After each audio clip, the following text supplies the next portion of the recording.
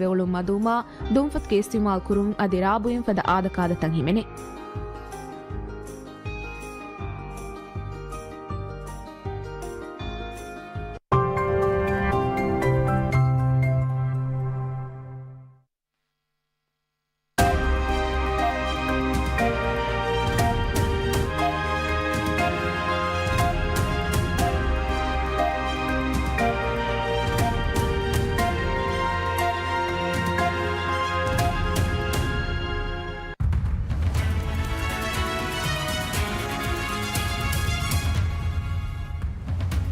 Making headlines this hour, Ministry of Finance and Planning figures shows that the government spent $220.52 million on debt servicing during the second quarter of 2025.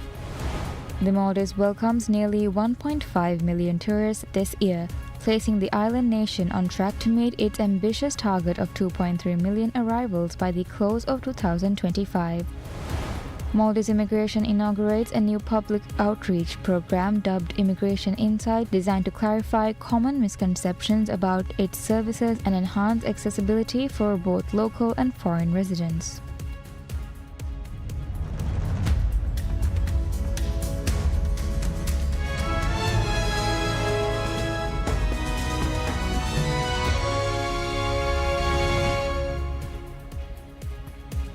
Bismillahirrahmanirrahim. Assalamu alaikum and welcome to PSM News in English with me, Minha Maroof.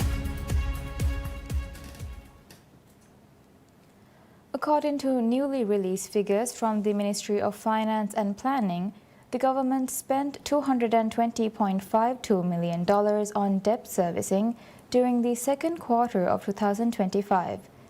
The ministry's quarterly debt bulletin places the nation's total public and publicly guaranteed debt at $9.66 billion, an amount equivalent to 124% of the country's gross domestic product (GDP). In the same period, $168.63 million were disbursed to support development projects across key sectors. Officials described the spending as a reflection of fiscal discipline and a commitment to long-term economic stability. They said the figures underscored the administration's ability to secure financing for national priorities while maintaining regular repayment obligations, a combination they believe strengthens investor confidence. The GDP was revised to $7.79 billion by the end of the quarter, with the exchange rate holding steady at 15.42 Maldivian rupiah to US dollar. Debt composition under the Budgetary Central Government (BCG) reveals a calculated balance between domestic and external borrowing. Domestic sources accounted for $5.54 billion, while external financing totaled $2.75 billion. According to the ministry, this dual-track strategy is designed to reinforce financial resilience and ensure the sustainable mobilization of resources for future investment. Among external creditors, the Exim Bank of India remains the largest, with $596.62 million in outstanding liabilities. Sovereign bonds issued to foreign entities present the second largest obligation, accounting to $499.35 million. The Exim Bank of China ranks third, with $473.55 million owed during the same period. State-guaranteed debt stood at $1.37 billion, or 17.6% of GDP. According to officials, this figure reflects prudent oversight of guarantees extended to state-owned enterprises, highlighting the government's broader commitment to responsible fiscal governance. The Maldives welcomes nearly 1.5 million tourists this year, placing the island nation on track to meet its ambitious target of 2.3 million arrivals by the close of 2025. According to the Ministry of Tourism and Environment's latest tourism update, 1,496,563 international visitors had entered the country as of 2nd September.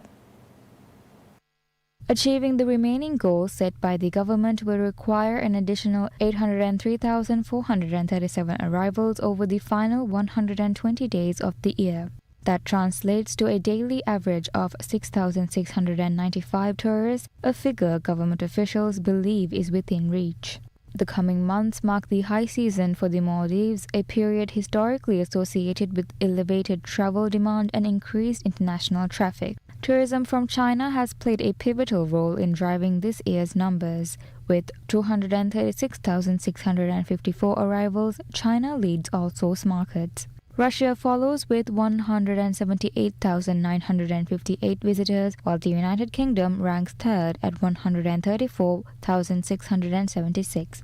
Italy and Germany complete the top five, contributing 107,013 and 103,342 tourists respectively. Expectations for continued growth extend beyond the current year. The Maldives Monetary Authority has projected 2.4 million tourist arrivals for 2024, citing infrastructure improvements as a key factor. Among the most significant developments is the opening of a new passenger terminal at Valana International Airport, which is anticipated to expand capacity and streamline international arrivals. Maldives Immigration inaugurates a new public outreach program dubbed Immigration Insights, designed to clarify common misconceptions about its services and enhance accessibility for both local and foreign residents.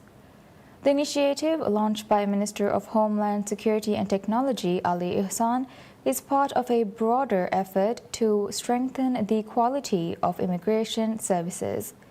The program, which will be rolled out this month, will utilize short videos and social media posts to communicate crucial information designed to make complex processes easy to understand for everyone. According to Controller General of Immigration Ahmad Fasih, the program will cover a range of frequently misunderstood topics. Immigration Insights will explain common procedures such as the specific photo requirements for passport applications, the purpose of a sponsorship declaration, and the steps involved in applying for a dependent visa. In conjunction with this initiative, Maldives Immigration has also launched 3 new internal campaigns for its officers to further improve service delivery. These internal campaigns focuses on serving with a smile, a focus on improving customer service and engagement, promoting integrity, reinforcing honesty and ethical standards within the department, and maintaining humanity, emphasizing the importance of treating all service users with respect, equality, and dignity. The launch of Immigration Insights is a key part of the department's strategy to enhance public trust through increased transparency and improved communication. By actively providing clarity on services, Maldives Immigration hopes to make the user experience more efficient and stress-free. The department noted that the video content will feature immigration officers explaining the procedures in detail, providing a direct and authoritative source of information. The program is expected to become an important resource for anyone seeking to navigate immigration processes in the Maldives. A comprehensive study on the juvenile justice system conducted by Advocating the Rights of Children, ARC, and UNICEF proposes a new approach to combating child exploitation. The study recommends that individuals who exploit children for criminal activities, particularly gang leaders, be fined, with the proceeds dedicated to rehabilitating child offenders. The findings of the study were released during a conference on the juvenile justice system organized by the Prosecutor General's Office. The study identified the exploitation of children by gangs as a primary factor contributing to juvenile delinquency in the country. Gangs are reportedly using children to commit serious offenses such as drug trafficking, assault, and property damage because the penalties for juveniles are significantly lighter. This practice, according to the research, often involves minors who are below the age of criminal responsibility. Police statistics included in the study show an alarming number of child abuse cases. Between 1 January 2022 to March of this year, 942 cases of child abuse were reported, though only 100 were submitted for prosecution. The study also highlighted that children involved in gangs often come from families facing significant financial and social challenges. To address this, the study proposes a system where individuals who exploit children are heavily fined or have their property confiscated. The funds generated would then be used for rehabilitating young offenders, noting that this is a practice used in other countries. The study emphasized that the long-term physical and psychological damage caused by exposing children to crime requires significant government investment to resolve, making such fines a crucial source of funding. Under the current Child Rights Protection Act, exploiting a child carries a penalty of 3 years in jail. In addition to financial measures, the study outlined several other strategies for strengthening the juvenile system and steering children away from crime. Key recommendations include the following: preventing gang and drug trafficking, as the study stressed that curbing these activities is one of the most critical steps to protecting children. Amending legislation, the study called for legislative changes to establish a culture of accountability for crimes involving children. Holistic approach, as the research concluded that a sustainable solution requires a multi-pronged approach that includes social protection, education, adequate housing for families, and stronger law enforcement. And research papers from various institutions involved in the juvenile justice system were also published at the conference, detailing the challenges and proposing solutions to existing issues. The Maldives Transport and Contracting Company (MTCC) announces the reopening of the Henveru Ferry Terminal area to passenger vessels, a move aimed to elevate congestion caused by the ongoing widening of the Borutakuru-Whanamagu.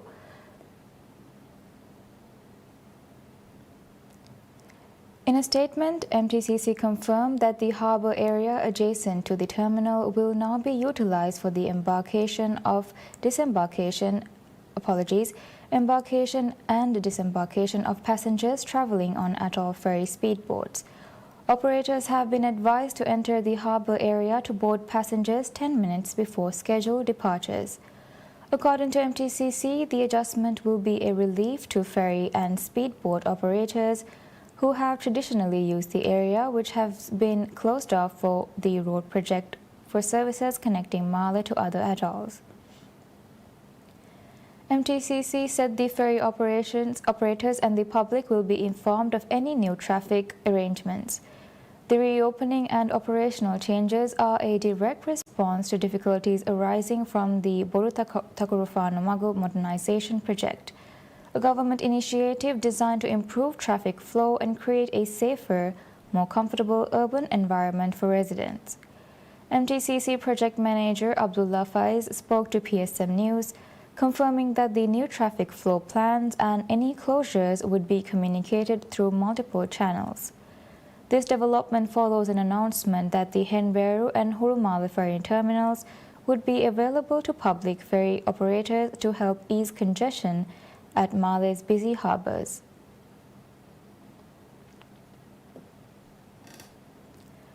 Maldivian, the national airline of the Maldives, unveils an enticing special fare promotion exclusively for domestic travelers, offering unprecedented access to 3 major Chinese cities. From 28 October to 15 November, travelers can secure a return ticket to Beijing, the bustling economic hub of Shanghai, or Chengdu, the vibrant capital of Sichuan province, for an astonishing $499.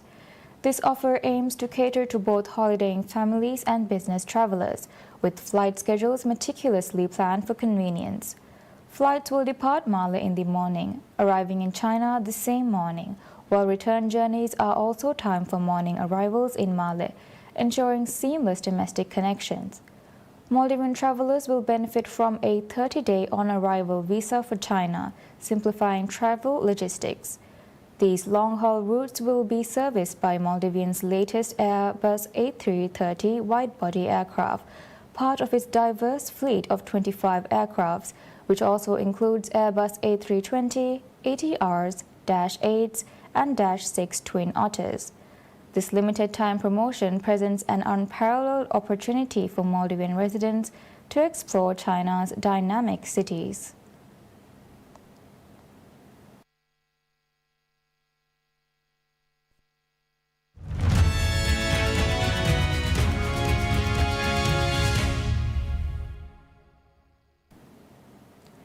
Danish offshore wind developer Ørsted Co. cuts its 2025 profit outlook just hours before it is poised to secure shareholder approval for a $9.4 billion emergency rights issue as it seeks to avert a looming credit downgrade.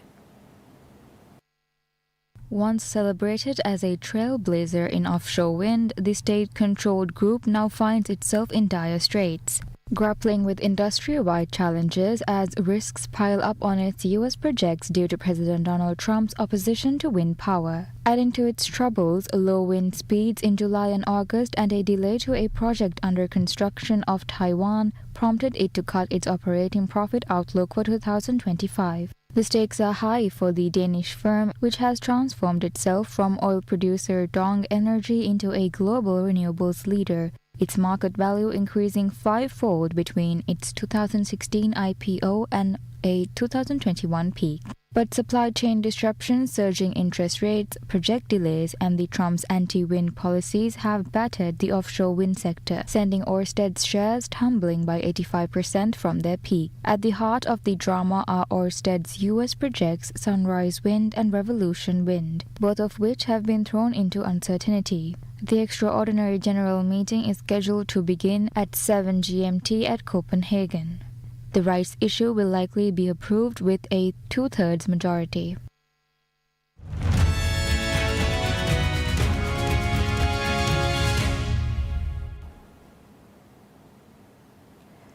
Media in France joins others around the world in publishing banners on their front pages and websites, highlighting the killing of journalists in Gaza and calling for protection for their surviving colleagues as part of a protest organized by Reporters Without Borders (RSF) and non-profit organization AVA. RSF's global director Thibaut Brutin said 220 journalists had been killed in Gaza since Israel launched its genocide in October 2023, after fighters from Hamas, the Palestinian freedom fighters in control of the territory, attacked Israeli communities, killing 1,200 people and capturing more than 250 hostages as a result of years of Israeli aggression against Palestinians. Britain said at least 56 journalists had been deliberately targeted by the Israeli military, according to information gathered by RSF. Since the beginning of the war in Gaza, 220 journalists have been killed. Among the 220, we consider that 56 of them at least have been targeted by the Israel Defense Forces. That's why we are calling on the international community to put an end to that impunity cycle, and we are also promoting a solidarity campaign among news media across the world in order to express solidarity with Palestinian journalists at risk.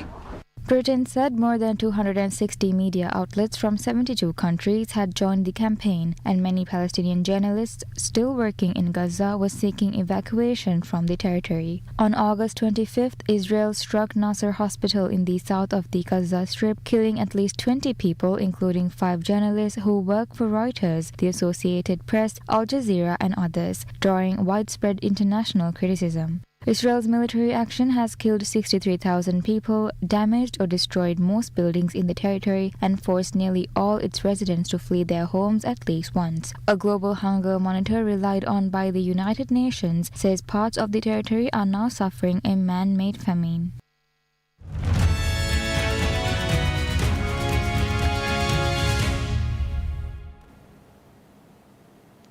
France captain Kylian Mbappé calls for elite footballers to be given more time off as fixture lists grow year on year. Speaking ahead of Le Blues' opening 2026 World Cup qualifier against Ukraine, Mbappé said it's impossible for top players to be at their best for 60 games a season. Mbappé's recovery time this off-season was cut short due to Real's involvement in the expanded Club World Cup, with little over a month separating their semi-final exit on July 9th from their first match of the new La Liga campaign on August 12th. France's run to the 2025 UEFA Nations League finals in June means they were one of 24 European teams not to have played a World Cup qualifier yet heading into the current international break. The two-time world champions take on Ukraine in Poland's Wrocław in their Group D opener, with the war-torn nation unable to host matches on home soil.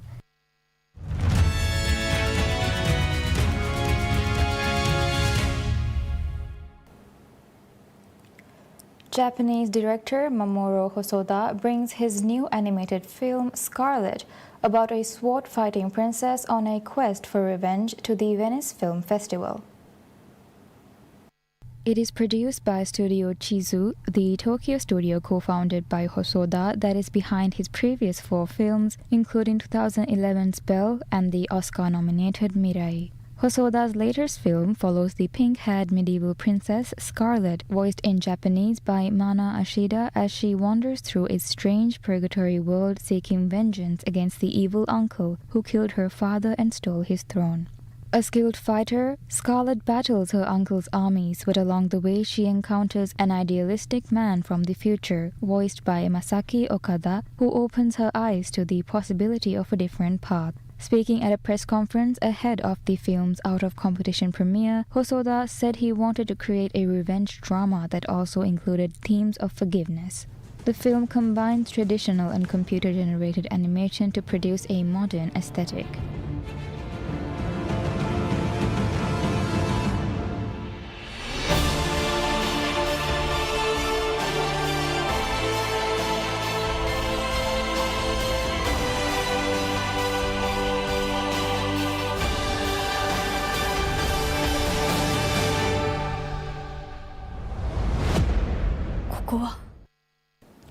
And that's all we have for now. Thank you for watching. Wish you all a pleasant day ahead.